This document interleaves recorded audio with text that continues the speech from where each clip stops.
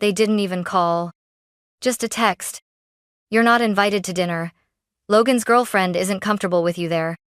3 hours earlier, I'd wired 120 to help my parents save their failing store. I stared at the message, read it again, then typed one word back. Okay. That was all it took. Not rage, not tears, just a switch. In silence, I opened my laptop. Clicked cancel on one payment. Then another. Then 157 more. I was done financing my own exclusion. On the shelf above my desk was a manila folder, faded, forgotten. It held the agreement I signed 10 years ago. Back when I thought investing in family meant love. Turns out, it meant ownership, power. They thought they were organizing an intervention. They didn't know I still held the pen. And on Friday night, I'd be ready to write the final chapter. The last time I held a paintbrush, I was 18. It was a thick, flat brush stained with cobalt blue, favorite color, because it reminded me of freedom. That morning, I had opened an envelope from the California Institute of the Arts, full scholarship offer, glossy brochures, a new life waiting on the West Coast. I remember how I floated for days, convinced that this was it, me moment, my escape, my chance to be myself. My mom cried tears of pride. My dad shook my hand like I was an adult for the first time. And then came the family meeting. We sat in the living room, same one I'd later replace all the furniture in with my own money. My father placed a brochure on the coffee table like it was some sacred artifact, Wharton Business Program. For Logan. Your brother has real potential, he said, tone warm but final. This school could change his life, and we're short, just short enough that if you took a year or two off. I remember interrupting.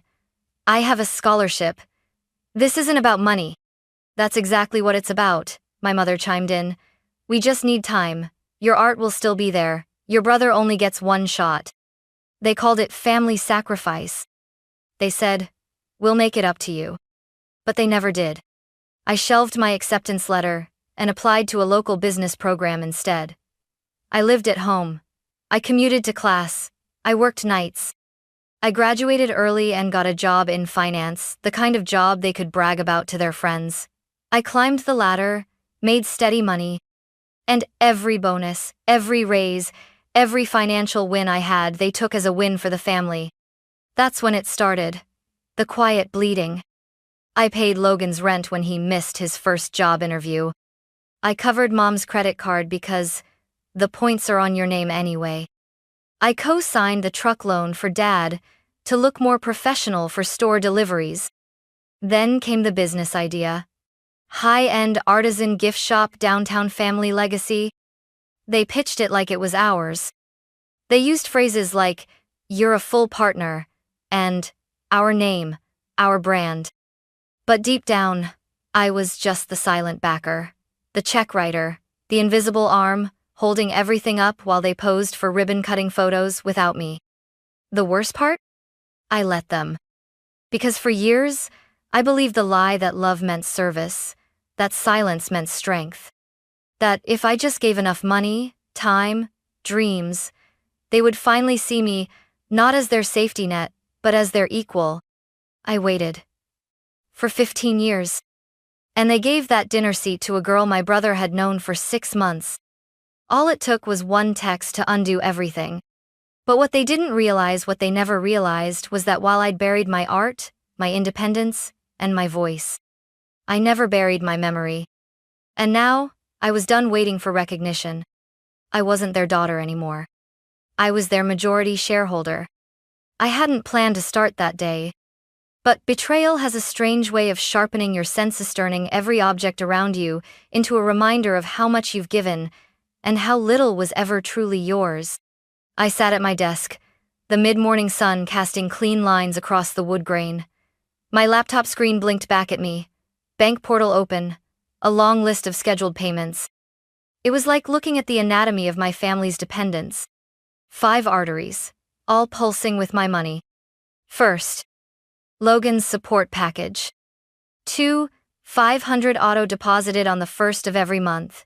He was 31, still in school, part-time. Still hadn't finished his degree, still didn't have a job. Click. Cancel scheduled payment? I hovered. Then clicked confirm. A small green check mark appeared. I felt nothing. No guilt, no fear, just a strange stillness. Second. Mom's emergency credit card. The one she called just in case. Last month, she'd bragged about buying a full patio furniture set because it was on sale. Click. Cancel. Confirm. Third. Dad's Ford F-150 lease. Supposed to be for store deliveries. But I'd seen the fishing gear in the back seat more times than I saw actual inventory. Click. Cancel. Confirm. Fourth. The family cell phone plan. 4 lines. 1 bill. My bill. The irony of being excluded via text on a phone I paid for. Click. Cancel. Confirm. Fifth hand the hardest. Their retirement fund. Every month, I transferred a generous contribution to a joint account. I told myself it was about security and love. But I was building a future for people who hadn't made room for me in theirs. I stared at the screen for a long time. Then I clicked. Cancel. Confirm. And just like that, the quiet, drip, drip, drip of sacrifice stopped. I leaned back in my chair, the silence in the room pressing in. It wasn't grief I felt. It wasn't even relief. It was clarity. Cold. Sharp. Clean. For the first time in my adult life, I wasn't on call. No one was going to text me with just one more favor. No one could guilt me into one more emergency transfer. No more emotional blackmail in the form of family loyalty. What I'd just done felt irreversible.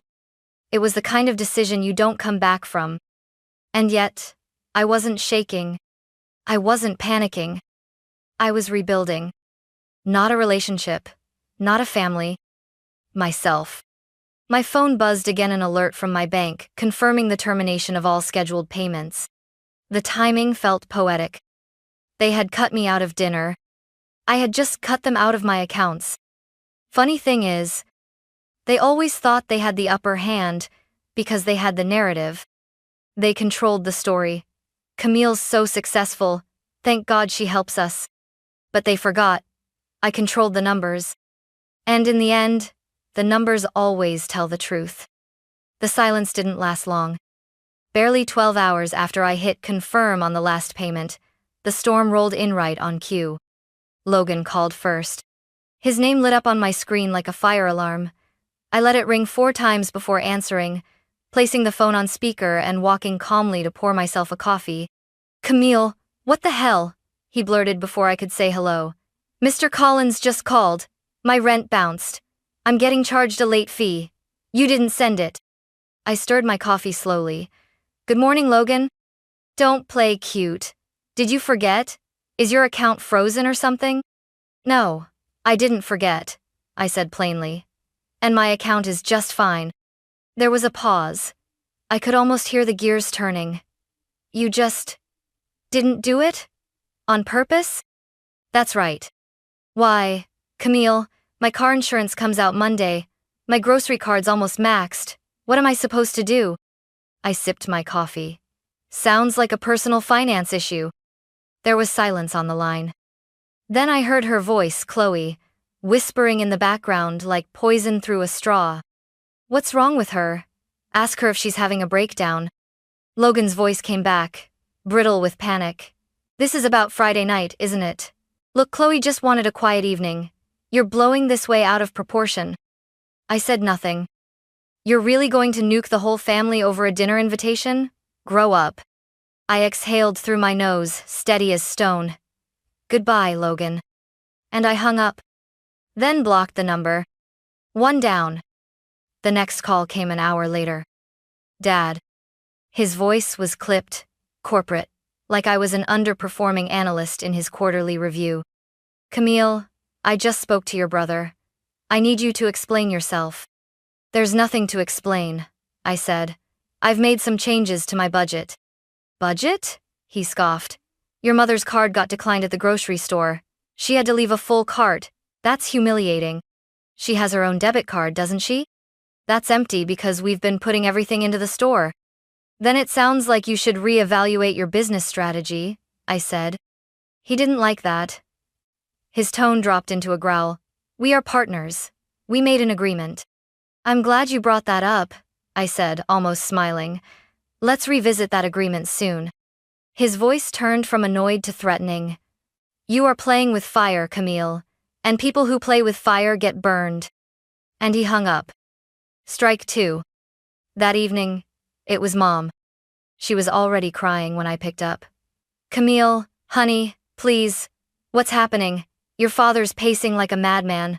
Logan's beside himself. I said nothing. I'd heard this song before, the fragile voice, the guilt-laced weeping. You've always been our strong one, she sobbed. We just don't understand. It was just a dinner. Chloe gets overwhelmed easily. She thought you might be judgmental. She said that? I asked, voice flat. My mother faltered. Then, she said you hold your money over everyone's heads, that if we ever stood up to you, you'd punish us. I didn't speak. And now you've proved her right. That was the moment. That exact moment I realized I wasn't just excluded. They were prepped to expect retaliation, like I was some tyrant waiting to explode. And they believed her. A cold silence bloomed in my chest. They hadn't just chosen her. They had rehearsed with her. Thank you, Mom, I said, my voice hollow. You've made things perfectly clear. I ended the call. Then, I stood in the middle of my apartment, letting the silence settle again. It was no longer quiet like grief. This silence had weight. This silence was strategy. Thursday afternoons smelled like old paper and polished wood. The kind of smell that only exists in offices where real power is exercised quietly. Diana Whitmore hadn't changed a bit. Her silver hair was coiled into a perfect knot. Her pen was the kind you refill with ink, not throw away. Her handshake was firm, steady, and far warmer than I expected. Camille, she said gently, when I saw your name next to the phrase, partnership agreement on my schedule, I knew something was coming. I sat across from her at a mahogany desk that probably cost more than my first car. I pulled the manila folder from my bag and placed it between us. I need to know, I said, my voice quiet but firm, exactly what this gives me the right to do. She didn't need to read it. She'd written it. I remember this file, Diana said, opening it with fingers that moved like they'd done this 1,000 times. You were just 26. Your father wanted a gift. I said no. Then he asked for a loan, low interest, long term. I said no to that too. She looked up, eyes sharp. Because I saw what they were doing. I saw you sacrificing everything. I saw them calling it love. I swallowed hard. I drafted this, she continued, tapping a section with her pen, to give you something no one could take away, a safeguard, a future, if they ever pushed you too far. She turned the paper to face me. Camille Turner, she read aloud, shall retain 51% controlling interest in Morgan Company Artisan Studio. Said majority stake includes all operational decisions, voting power, and the authority to hire and terminate minority partners, including immediate family members. I stared at the clause. The ink had faded a bit, but the words were clear. 51%. Not just a partner. The owner. A slow, steady realization settled into my spine. I hadn't just stopped their cash flow. I held the keys to the kingdom. Diana leaned back. They've forgotten who really built this house, Camille. You didn't just save them, you structured them. They signed this. Willingly. Legally. I nodded, pulse slow, mind fast. They're holding a family intervention tomorrow night, I told her. They think I'm coming to apologize. Diana smiled thinly. Sounds more like a shareholders meeting to me. I almost laughed. I need something, I said. Simple, official, a declaration, on letterhead, with your seal, something they can't argue with. She was already reaching for her dictaphone. I'll have it notarized by morning. You can pick it up before lunch. As I left her office and stepped into the Seattle air, the wind off the sound hit my face like a reset. All these years, I thought I was powerless. Turns out, I was the storm they never saw coming. I parked on the street, not the driveway. That felt important, like a line in the sand. In my hand was the manila folder, crisp and flat, like a sealed verdict. Inside, a notarized letter on Whitmore, Hale letterhead, embossed and irrefutable. I walked up the front steps of my parents' house like I was entering a courtroom, not a home. And in a way, I was. The door opened before I knocked. My father's silhouette filled the frame. "You're late," he said, his voice a low command. "No," I replied. "I'm right on time." The living room had been arranged like a tribunal. My father in his usual leather chair, his throne. My mother beside him, a tissue clenched in her hand like a prop. Logan and Chloe curled together on the love seat like a perfectly rehearsed performance. And across from them, seated upright with a notepad, was Aunt Valerie. Of course, the family enforcer. There was one empty wooden chair in the center of the room, facing all of them. The interrogation seat. I didn't sit. "We're all here tonight," my father began, "because we love you. But your behavior this week has been erratic, hurtful, and frankly destructive." My mother sniffled on cue. "I don't even recognize you anymore," she whispered. "You used to be so generous, so caring." Chloe blinked rapidly, eyes wide and innocent. "She's been crying for days," Logan muttered, stroking her arm. "She feels like this is all her fault." I almost laughed. Then came Aunt Valerie. "Camille, your parents gave you everything. This stunt? Cutting them off? It's cruel, vindictive. You've always been emotional, but this is pathological." I let the silence hang. Let their words dangle in the air like nooses they were too confident to see. And then I stepped forward and placed the manila folder on the coffee table. The sound of it hitting the wood made all of them flinch. "What's that?" my father barked. "More accusations?" "No," I said calmly. "It's a business document. You remember it, don't you? From 2013, the year I gave you, 85,000 to keep the store from going under. That was a loan," he snapped. "No," I replied. "It was a capital investment, and this," I slid the notarized summary from the folder, "is a legal declaration of my position." My voice was steady, cold. Years of silence, sharpened into a single edge. "In exchange for that investment, I received 51% controlling interest in Morgan Company Artisan Studio. That includes voting power, hiring and firing authority, and all final say in financial operations." My father's face drained of color. My mother dropped her tissue. "That's not possible," Logan said, his voice cracking. "You tricked them." "No," I said softly. "They just assumed I'd never use it." Chloe's mask fell instantly. "This is insane," she hissed. "You think a piece of paper makes you queen of the family?" I turned to her, expression flat. "You're not family. You're a guest, and your opinion doesn't factor into company policy." Her mouth opened, then closed. She looked to Logan, but he said nothing. "I came here tonight willing to talk about feelings," I said, scanning the room. "But you made that impossible. You chose sides. You deleted me from the narrative." My voice cracked slightly, but I didn't stop. "All I ever wanted was a seat at the table, not control, just inclusion. But you made it clear that love here is conditional, and power is the only language you speak. So let's speak it," I said, pulling out one last paper. "As majority shareholder and executive director, I'm implementing new policies immediately." My father tried to interrupt. I raised a hand. "You too," I nodded at my parents. "Will remain on payroll as store managers. You'll receive fair market salaries, reviewed quarterly. Company credit cards are canceled. All expenses must be approved." My mother let out a wounded gasp. I turned to Logan. "You are not employed by this business, nor will you receive further personal support. I recommend getting a job." Finally, I looked at Chloe. And you? This isn't your story. You're dismissed. She stood up, furious, but no one moved with her. Even Logan stayed seated, dazed and pale. Aunt Valerie scoffed, grabbed her purse, and muttered, "You'll regret this." "No," I said.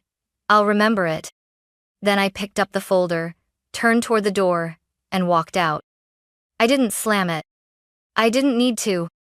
The sound of everything falling behind me was louder than any door could make. The house was silent behind me. The kind of silence that follows a detonation. I didn't look back.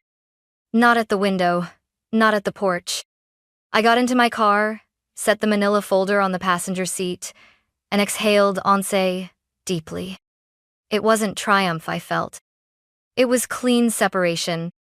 No one called that night. Not Logan. Not my parents. Even Chloe went radio silent. But by Monday morning, the shift was official. George, the only store manager who had ever treated me with basic respect, called me from the shop. "They're showing up," he said. His voice was low, like he was afraid the walls had ears.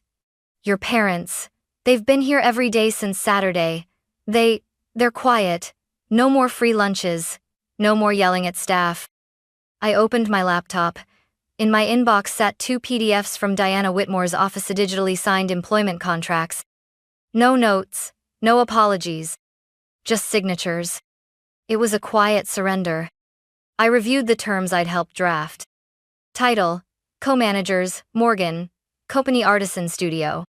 Salary: mid-range retail management rate, industry average. Benefits: none beyond payroll. No more family tabs. No more invisible debts disguised as help. Later that week, I received a credit card bill. Zero balance. For the first time in over a decade. I removed my father from the car lease account. The dealership called to confirm that the F-150 would be returned by month's end. I didn't even flinch. Then came Logan.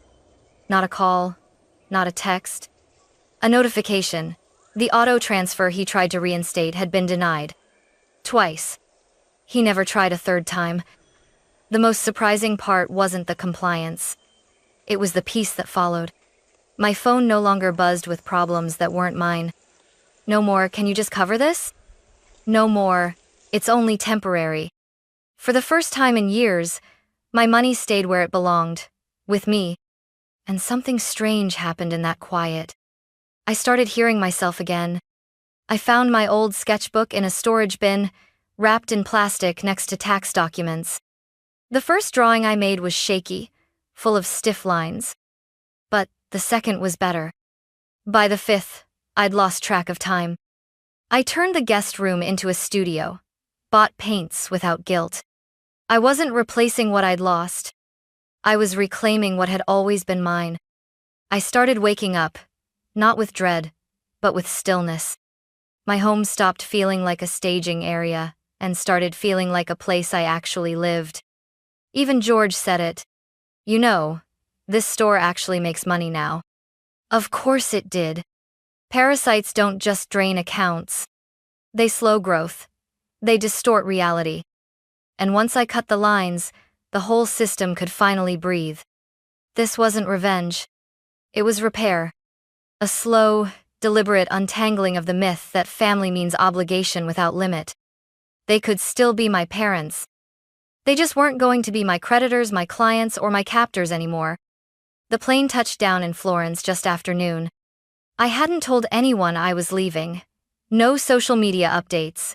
No itinerary. No just-in-case messages. For the first time in my adult life, I went somewhere without asking for permission or announcing my usefulness.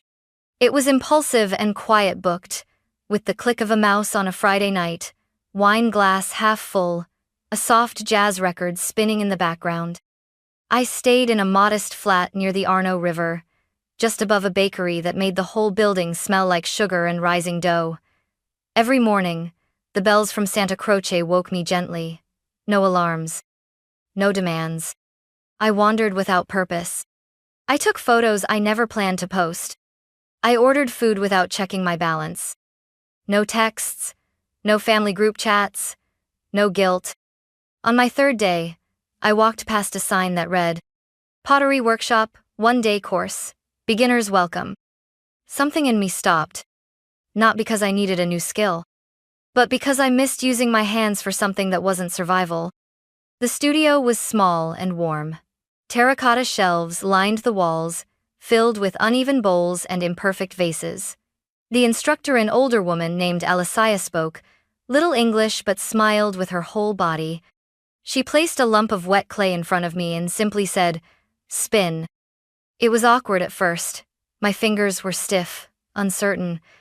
But as the wheel turned, I stopped thinking, stopped solving, stopped bracing for impact. I just felt. The bowl I made was ugly, thick, lopsided. But it was mine. That night, I walked home with clay under my nails and the faintest ache in my shoulders. And for the first time in years, I slept without dreaming of numbers, bills, or names. When I returned to Seattle, I didn't go straight back to work. I repainted the walls in my guest room. I ordered canvases, real ones. I picked up a new set of oils, not the cheap kind, not for practice, for pleasure. The first paintings were messy, red, black, fast, emotional strokes. I didn't try to make anything beautiful, I just wanted to empty out everything I'd stored in silence. And then, one day, I added blue. Cobalt blue. The same shade from that scholarship letter all those years ago. My cousin Harper stopped by one afternoon and stood quietly in the doorway of my studio. "You look different," she said. "You look not tired." I smiled. That's because I finally stopped auditioning for a seat at a table I built. It came on a Tuesday afternoon. A number I didn't recognize. Local area code. No name. For a moment, I almost let it go to voicemail. But something told me to answer. "Hello?" Silence. Then a soft, tired voice. "Camille, it's Logan." I didn't respond. Not right away. He rushed to fill the space. "I'm not calling to ask for anything," he said quickly. "I swear. Can I talk to you? For a minute?" I stayed quiet. Then, "You have one." He took a breath, and I could hear the weight behind it. Not rehearsed, not defensive. "I got a job," he said. "Warehouse work. I'm on my feet 10 hours a day, loading boxes. It's brutal. And 3 nights a week, I wash dishes at a diner on the South Side." He let out a humorless laugh. "It's the first time I've ever been tired for the right reasons." I said nothing. "She left," he added. "Chloe. Packed up and left while I was at work. Said I had no direction without the money. Took the TV you gave me." That got a flicker from me. I remembered that Christmas gift. She always liked the remote more than the shows. "I was angry at first," he said. "At her, at you, at Mom and Dad. But mostly, at myself." Another pause. "For years I thought you wanted to do all that. That helping made you feel important. I never asked what it cost you." His voice cracked. "Camille, you gave me my life and I acted like it was mine by right. Like you owed me. I'm sorry. I'm so sorry." I didn't cry. But my hand gripped the phone tighter. "It doesn't fix anything," he added. "I know that, I needed you to hear it." Silence again. Not awkward, just honest. "Thank you for calling," I said, my voice quiet. "I won't bother you again," he said quickly. Thank you." He was about to hang up when I stopped him. "Logan." "Yeah?" "Keep going." He was quiet for a second. Then, "Okay." He hung up. I sat there in my kitchen, surrounded by light and unfinished canvases, staring out the window. The city moved on around me. Life didn't pause, but something inside me finally did. It wasn't forgiveness. Not yet. But it was a beginning. I used to believe that being a good daughter meant disappearing, behind expectations, behind sacrifices, behind other people's futures. Now I know better. You don't have to give everything away to be worthy of love. You don't have to be generous to the point of extinction. Boundaries aren't betrayal. Silence isn't peace. And sometimes, walking away is the only way to come home to yourself. When I looked in the mirror that night, I didn't see the dutiful daughter. I saw the artist, the woman, the one who wrote her own ending. And finally, began again.